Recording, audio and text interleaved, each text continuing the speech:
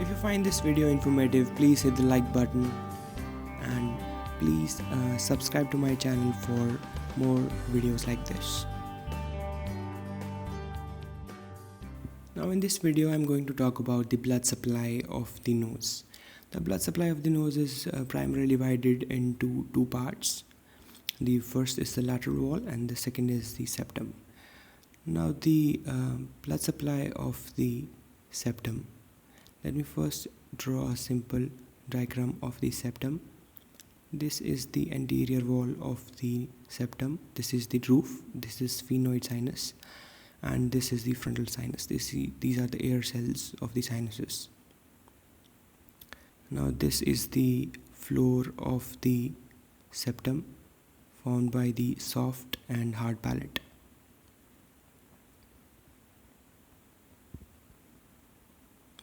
Now the blood supply of the nose is primarily derived from two main arteries. The first is the internal carotid and the second is the external carotid. First, coming to the internal carotid artery. The internal carotid mainly gives the ophthalmic branch which supplies the nose, and this ophthalmic artery gives two main arteries which supply the superior part of the nasal septum. Now the first of this is the posterior ethmoidal and the second is the anterior ethmoidal artery. Now these two arteries supply the anterior superior part of the septum and the posterior superior part of the nasal septum. Now the second main artery which supplies the nasal septum is the internal carotid artery. Now the internal carotid artery gives two branches which supply the inferior part of the septum. The first of which is the maxillary artery. Now this maxillary artery gives two branches. First of them is the sphenopalatine artery and the second is the greater palatine artery. Now sphenopalatine artery gives the septal branches and the same is that the greater palatine gives branches which supply the posterior inferior part of the nasal septum. Another branch which external carotid gives is the facial artery.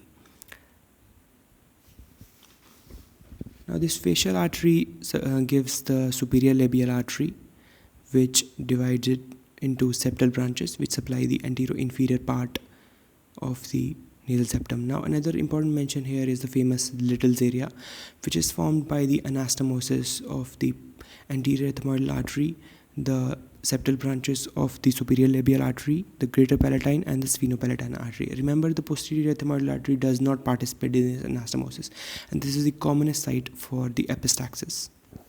Now coming to the blood supply of the lateral wall. The blood supply of the lateral wall is pretty much the same as of the septum. Now there are only few minor changes in the blood supply of the lateral wall. Now the superior part of the lateral wall is supplied by the same arteries. The internal carotid artery divides into ophthalmic, which gives the anterior and the posterior ethmoidal arteries which supply the superior part. Now the external carotid artery gives the maxillary artery which divides into three main branches which supply the posterior inferior part. Now these arteries are the sphenopalatine. This gives off further branches known as the posterior lateral nasal branches. Now this point is important to remember as in case of the septum, these are the posterior medial nasal branches. Now the greater palatine artery and the lesser palatine artery supply the posterior inferior part of the nasal septum. The anterior inferior part is supplied by the same as in case of the septum, the facial artery which gives the superior labial artery and which further divides into septal branches to supply the anterior inferior part of the nasal septum. This is the superior labial artery, gives off septal branches. So this was pretty much all about the blood supply of the septum and the lateral wall of the nose. Thank you for watching my video.